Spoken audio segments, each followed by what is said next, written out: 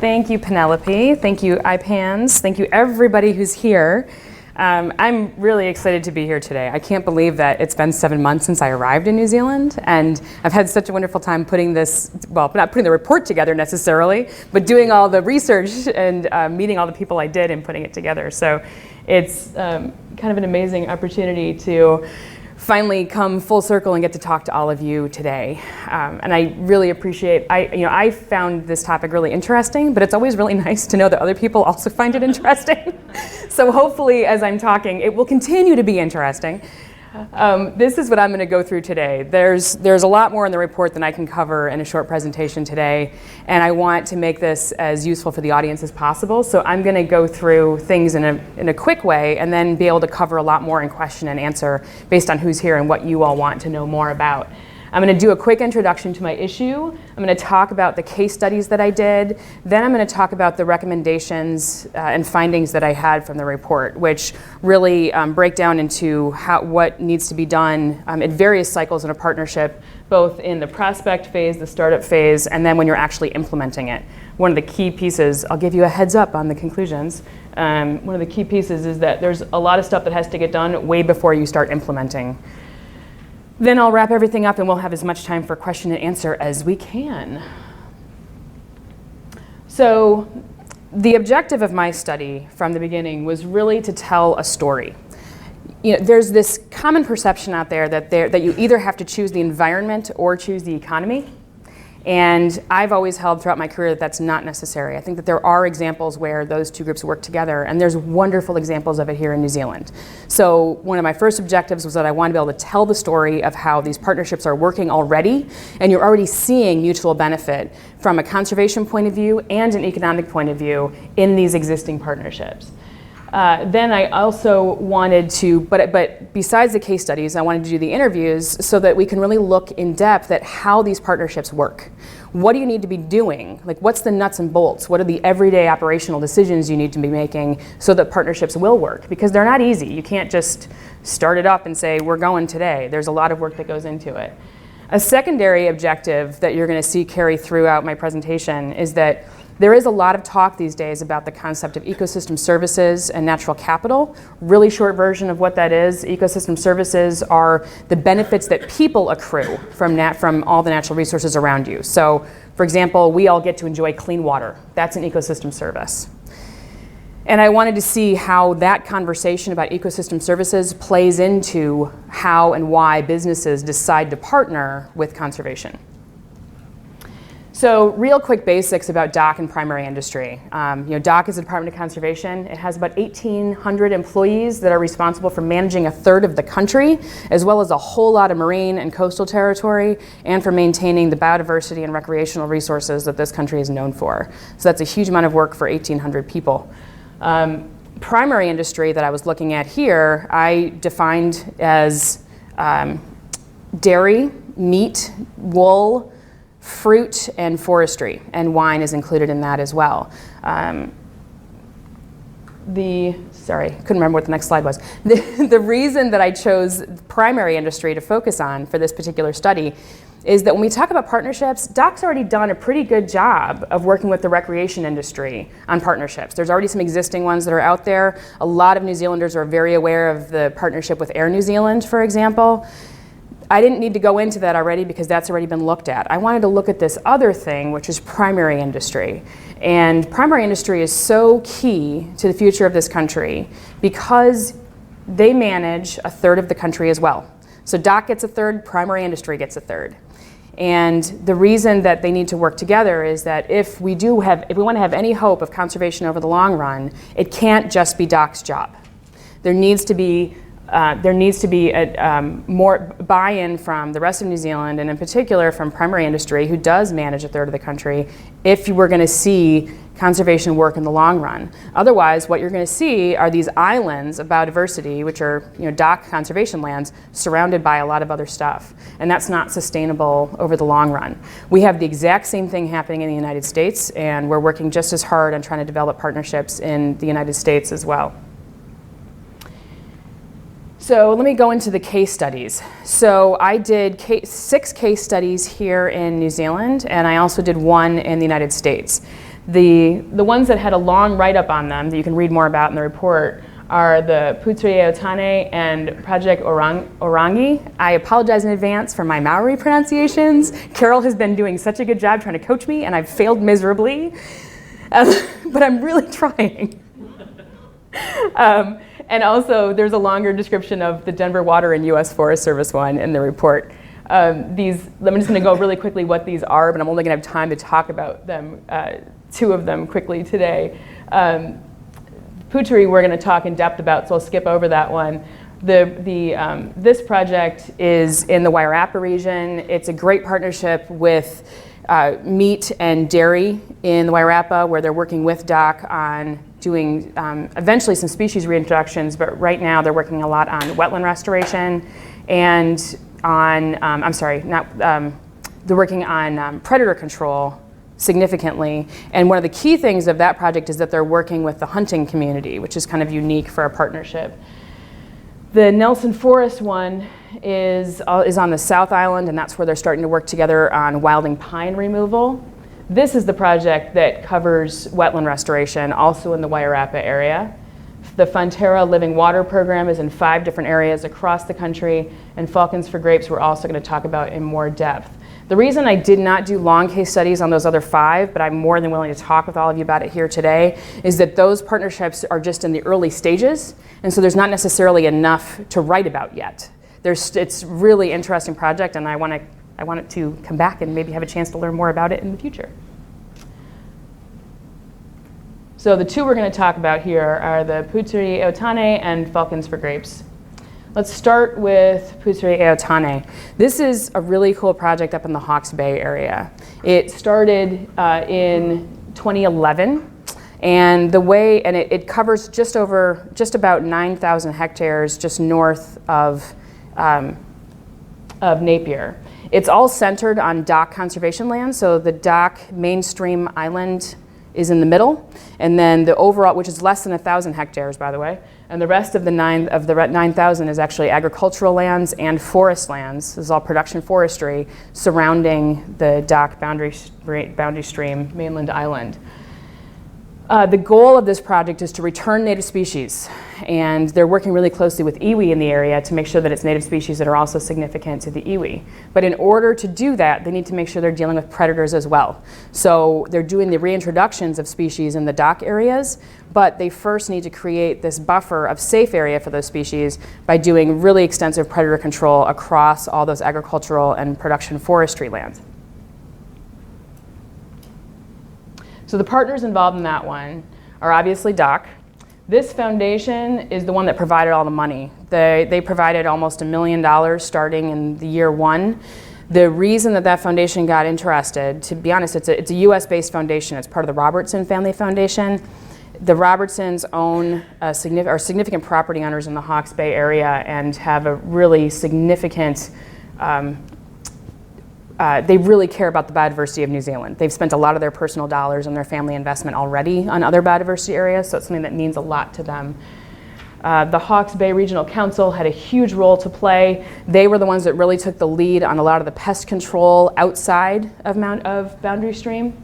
Land Care Research is one of the Crown Research Institutions. They did the research and monitoring, not only to make sure that the species reintroductions were going well and were in the right place and that the science was in place, but also they're doing all the monitoring over the long run so that they can show the effectiveness of the project.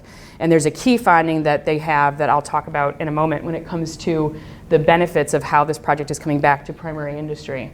There's also been significant involvement with iwi, environmental and community organizations. They've really tried to make sure this is not just a DOC project, it's not just a government project. There's a huge amount of volunteers that have been out there on the ground, and iwi have been involved all along the way.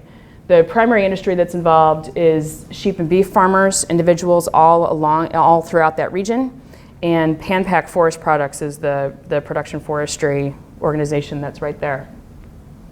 Here's the 4 species that they've gotten reintroduced already, and this took a number of years to get going. We're in year 4 of this project now. 2 of them are parrots, it's kaka and kakariki. These guys, I have to stop and talk about for a second because this was something that I really enjoyed learning about here. These are both seabirds, the two petrels. This is the first time anywhere in the world that mottled petrel have been reintroduced. And it was done right here. This is something New Zealand should be really proud of. When I worked on birds for a long time in North America, and when I think seabirds, I always think that they nest on rocky islands, right? I was wrong. They do nest on rocky islands. However, historically in this area, they actually went inland, and they dig burrows in the soil, and they nest inland on the mountains.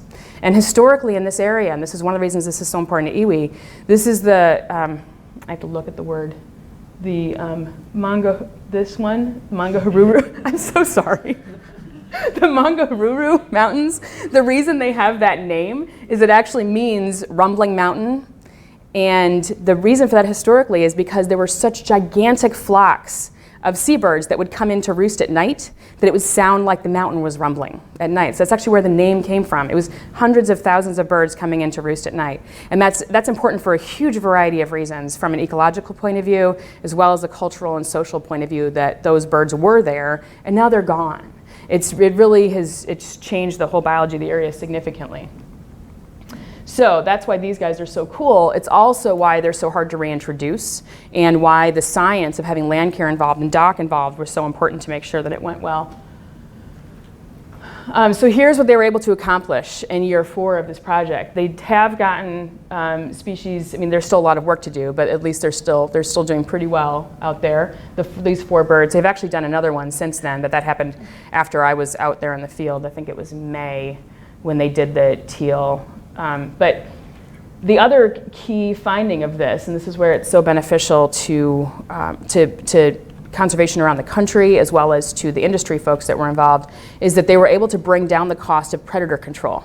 They estimated predator control was about $10 per acre before this. Because they used different techniques this time around, they were able to bring the cost down to $2 to $2.50 per hectare.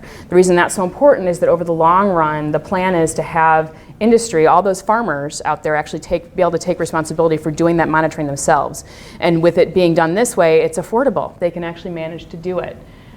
When I talked to PanPac and farmers in that area, I asked them, why did you participate? Why did you even want to do this in the first place? And here's what you hear. For them, it was very much a conservation benefit. They had less pests and more birds. They liked that. That's a benefit for them. They also got to be part of a really popular community effort. It's getting to do fun things with your neighbors. Everybody likes that. And then this reduced toxoplasmosis, that's a future benefit that everyone is counting on. And this goes back to that land care research part that I was talking about and why it's so important to have them involved from the beginning. Toxoplasmosis is a disease that affects sheep. It is one of the vectors for that is cats. So having feral cats on the ground is a vector for sheep. If through this trapping program they can get rid of the cats, then it means the farmers don't have to vaccinate their herds against toxoplasmosis, and it saves them a lot of money. So there's one of the economic values. Land care was able to show that all those numbers should add up, and so now the next phase of Putea Otane is this thing called the Cape to City project, which just started with a new grant from the foundation in April, and that's a 5-year program. And that is going to test that issue of toxoplasmosis, among other things. So it's a way to show how this is beneficial to both industry as well as conservation. The next version, that Cape to City version, is expected to cover 30,000 hectares this time around. And it's going to be a true vision of conservation going all the way from the water to the sea. It's cool. Okay, now let's talk about another project. This is the Falcons for Grapes project. This is not as happy of a story, but it's still really important to learn from. And there's actually still good outcomes that came out of it, but it's just not as happy and as much fun in the end. This is in the Marlborough region. Started in 2004. The idea was the overall goal is to restore the New Zealand falcon. This is a threatened species that is also generally you don't see it in production areas anymore for a variety of reasons. They're rare and they're up in the hills now. So the idea was, let's see if we can reintroduce them back down in the plains and production areas. And the reason that they wanted to work with vineyards is, again, there's an economic benefit there, is they wanted to see if by bringing in falcons, the falcons would scare away a lot of the pest birds that are a problem for vineyards. And so vineyards then wouldn't have to spend as much money doing things like netting and shooting and all that kind of stuff to get rid of their pest birds. So these are the partners that were involved. It was largely led by the Marlborough Falcon Trust. This is a group called International Wildlife Consultants that came in to help. There was some funding that was provided in the first couple of years by the Sustainable Farming Fund and the New Zealand Wine Growers Association. So the trust came in, and the very short version of what they did was that they took, with the DOC permit, they captured wild chicks of New Zealand falcons. They also raised chicks in captivity and then brought them onto 18 different vineyards across the country to see if they could get them to thrive there. There's a cool picture of a New Zealand falcon. That part worked really well. They were able to show that yes, they can capture them, they can raise them, they can bring them to the vineyards, and they will take off and do well. Here's the unfortunate part that happened though. Oh, and the other thing that they showed was that yes, having falcons around does scare away the pest birds. However, they had really big problems with mortality. Of the 47 chicks that were reintroduced in that 5 years, 45% of them died per year. Only 9 survived to breed, and 38% of them, of the total, were killed with human-related threats. And that has to do with the fact that this was in an area that was a production area. Here's what killed off those birds. The number one was electrocution from being on power poles. They like to sit up on top of poles, and that's where they look for prey, and they were electrocuted. It is possible to fix that. You can do special transformers, or you can bury the lines, but that wasn't what was happening in this area. These were the other causes: predation, mostly by cats. Some were shot, some collided with cars, and some were poisoned. Because of all that mortality, especially from the electrocution side, they did change the project significantly in 2010, and they for sure stopped taking wild chicks. The project is actually still going on in certain areas, but it's much more scaled down now. They're just having some falcons at vineyards. The reason that this is significant to look at for partnerships is you have to look at why did the vineyards participate in the first place, and what would have helped this work in the long run. The proponents of this project that came in the beginning were, it was their idea to go in and introduce this to vineyards and have the vineyards help fund it over the long run, because it would save them money. The vineyards thought it was a great idea. I mean, who wouldn't think it was cool to have falcons on your property? Or at least in this case, there were 18 that thought it would be cool to have falcons on their property. And they took them some work to do that. I mean, the vineyard owners would do predator trapping on their own properties. They would help monitor the birds, so there was an investment for them. However, when it came down to funding the project long term, because it is quite expensive for the staffing just to keep this going long term, the fundings did not materialize from industry. The other thing was that they could have paid to retrofit those power lines. I wasn't able to get estimates on how much it would have cost, but evidence shows it wasn't worth it to them to pay that money to actually fix the power lines so that the falcons could have done better in the long run. So this is an interesting project to look at just because it teaches you, sometimes when things don't go well, that teaches you a lot too. So now let me jump forward into findings and conclusions. So I want to start off by saying that a lot of my findings are geared towards DOC. The end, I have another set of recommendations for primary industry as well. The reason that it's geared towards DOC is because that's where I sat every day. So, but I also want to recognize that some of my recommendations are actually things that DOC is doing already. So if I say something that DOC is doing already, it's just because I want to reinforce that yes, this is the right thing you're doing and it's good.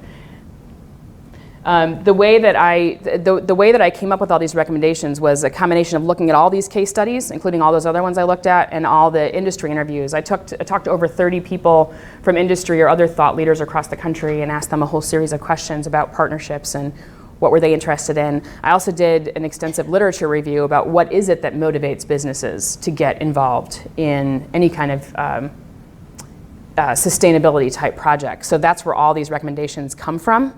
And I'm grouping them, when we talk partnership, into the prospect phase is sort of what I call like when you're just coming up with the idea. Like when you're sitting around having coffee and you're just talking. Like these are the things you need to be thinking about early on before you really start putting anything on paper. The startup phase is when you've decided, yes, we want to go forward, so here's what we need to figure out to make sure this is going to work well. The implementation phase is a little more detailed. But there's a lot of stuff in the prospect phase. The first thing to think about for DOC is DOC has done a good job with partnerships already. especially with recreation, and they're starting to do some with primary production, which is why we have these examples. However, it's generally very opportunistic. Groups come to Doc, and Doc says, yeah, that's a great idea, and that's wonderful. But as we move forward, the more that Doc can be proactive and start thinking in advance about who would make a good partner and approach them with an idea, that's going to be better off. So this is my way of talking about, when I say targeting, that's what I'm talking about, is who should Doc target for future potential business partners. The key thing is to look for groups with shared values. There's basically 3 characteristics that you're going to see that are recurring shared values that would probably help identify a strong industry partner. One is, and actually let me go back and say something. I'm going to talk about these 3, but notice that economic arguments are not necessarily on here. The first one is when you have executive leadership that cares passionately about conservation. That is what occurs in the literature over and over again, and not just here in New Zealand, but around the country as well. It's not necessarily because they think it's going to be good for their bottom line. It's because someone affiliated with that business thinks that conservation is really cool. And because it is really cool. So take advantage of that and look for organizations that already care about what you care about. The second point is when there's an opportunity for clear public and private benefits. So if there's a shared boundary, that's one of the reasons that there's such an opportunity with primary production, because you have a really obvious nexus of shared land. You literally have a boundary matching up against either a forestry company or a farmer or whatnot. And so if you're doing something to manage the land better, that's a really obvious nexus for where there can be a benefit for the public entity and the private entity. The third one is to look for businesses that rely on international markets or rely on third-party certification. New Zealand is an export country. The primary production is a half of exports. More and more around the world, we're getting asked New Zealand is getting asked whether what they're making is environmentally sound or not. Also, outside certification is critical. I would point out the Forest Stewardship Council does certification of the forestry industry. What I heard over and over again when I talked to the forestry industry here was that if they did not have FSC certification, they couldn't sell internationally. Those outside certifications are really important, and there is an opportunity there, I think, when you look at the FSC guidelines for partnerships to help boost up FSC certification even more for New Zealand forestry companies. So when I look at this list of what are good organizations to target, this is just from me coming from the outside, but I know that there's a lot of really even better ideas within DOC.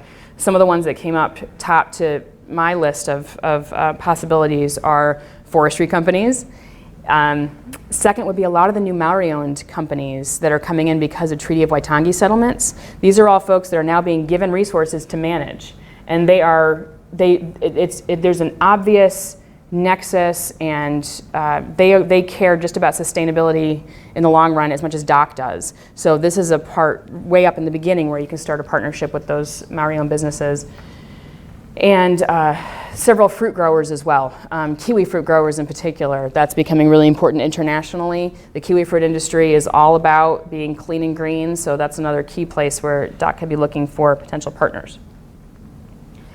So, how should DOC go about approaching these potential partners? This is something that comes up a lot. There's a lot of ideas about DOC should be doing business plans and things like that for these different industry partners. I would argue something a little bit different. What I heard from talking to business is that when they have DOC come in and talk to them about why a partnership is good for the business, they don't necessarily agree. Business speaks a different language than DOC does. Frankly, business speaks a different language than I do. I mean, I'm American and I'm from government and nonprofit mostly in the States. The way to get around that is for DOC to do what they're good at. DOC can talk about is that DOC can be the resource that's the technical resource to put together the details of what needs to be done on the ground, but let businesses talk to each other to convince each other that a partnership is a good idea. What I mean here by saying using a go-between and establishing a business leadership council is a go-between. I mean, rather than DOC being the first one to sit down with the CEO and say, hey, we should partner, that may work. But another way to go at it is is to have the CEO to CEO level conversation of someone that's already partnering with DOC can go talk to another business that is that's a good target to partner with Doc. And they speak a different language. And they can talk to each other about why it makes sense for their bottom line and why do they do it, rather than Doc trying to figure out what it is the business wants to hear. The idea of a business leadership council is that you would have a group of those kind of executives that would be available to Doc. Maybe they'd meet a couple times a year. That's complete. Those kind of details I think need to get worked out. But they would be a resource for Doc to give the agency advice on what businesses to target, where's the economy going, what would make sense to move forward on, but also those are the businesses and CEOs that are going to be willing to help Doc approach new potential partners. So the key message for Doc to use when they're approaching partners, you probably got a little whiff of this from the previous one, but don't go in with the business plan. Doc is really good at, the thing that Doc can do, what always works for partnerships, is inspire people. Tell people, when I say people, I mean potential partners, tell potential partners what keeps you up at night when you're thinking about conservation. What needs to be done so that New Zealand will be even better in 50 years than it is now? What is it that inspires you? And by having that new partner, what will that new partner's contribution do to help make that vision happen? This is a good quote, which actually you can't see in this version, but it's from Phil O'Reilly, who's from Business New Zealand, and his quote is, "Engage their imagination with stories of success and get them to think about how they might assist and what success might look like for them. Have enough understanding of their business when you walk in the door that the CEO will say, 'Good point,' and do your homework." But the key thing is don't go nuts about doing a business plan. Just be there to talk about the conservation piece. Let that other part of the business conversation be done by people that are a little more adept sometimes at the business piece. I know that Doc is working really hard on this. Another way is to hire more business people into Doc. So there's a couple of different ways to approach that. But it's still that passion piece is what is probably almost always going to have to come from the agency. This is a really important one. In the prospect phase, think really hard about capacity before getting too far down the line. There's a mistake when it comes to thinking about partnerships, and I've seen this many times in the United States, that people think, oh, if we have a partnership, then we can stop doing something, or it'll save us money in the long run. Like if we have a partner, they'll give us $1 million a year, that means we save $1 million a year. That is not necessarily the case, at least not for a long time. And in fact, what I saw for the partnerships here and what I've seen repeatedly in the States is that for partnerships, when they start up, it takes even more resources by the agency. And so that's why this is so important. It's assumed that when you start a partnership, yes, over the long term, the goal might be to turn over some of those responsibilities to someone else, but have a short-term plan for how our staff, because this is still a responsibility of people that work at the agency, how are they going to be able to do this job? And if it means they're doing this, what are they going to stop doing over here? And do that math of if we stop doing whatever it is over here and this hurts conservation, does this help conservation enough to make up for that? So I know this is a really wordy slide. Here we go. Another thing is to be as open and pragmatic as possible. One of the example projects I talked about, the Project Orangi, they worked with hunters, and over the long run they kept red deer on the property, which is not necessarily something that a lot of people that are really hardcore believers in biodiversity would think is okay, because red deer are an introduced species. However, by being pragmatic about that, they got a vital partner that really enabled that partnership to keep going. Here are some of the quotes that I collected from doing my interviews across the country. And there's a lot of good quotes about Doc too, so I don't mean to say this is the only, I don't want to make it sound too negative, because people absolutely love this agency as well.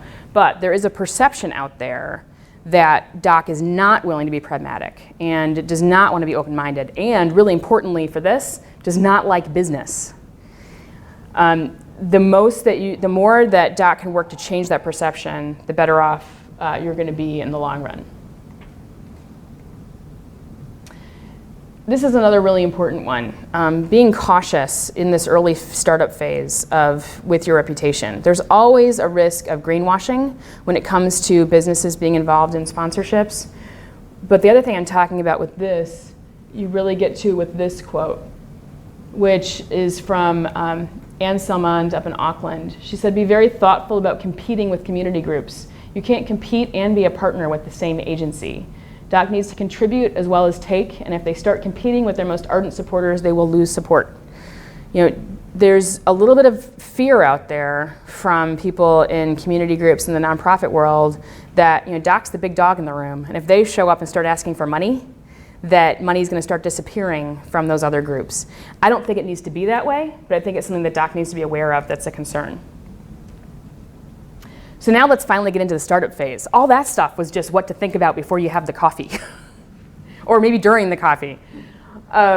In your startup phase, these are a little more the project management type recommendations.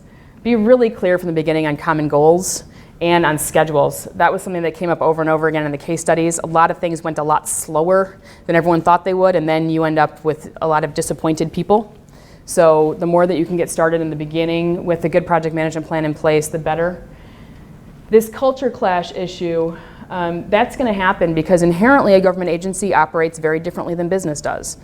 That was something else I heard over and over again. That's okay, but just work it out in the beginning. Like, make sure you start with that assumption. And each group is going to have to shift a little bit. It's probably not practical for DOC to keep doing everything exactly the way that they have when they're working with business. Also, business cannot expect DOC to step up and start moving the same way that they would to get things done, because inherently DOC is just in a different kind of business. It's not, you can't reintroduce birds, which are which have all kinds of complications. You can't just pick them up and plunk them down and expect it to work well.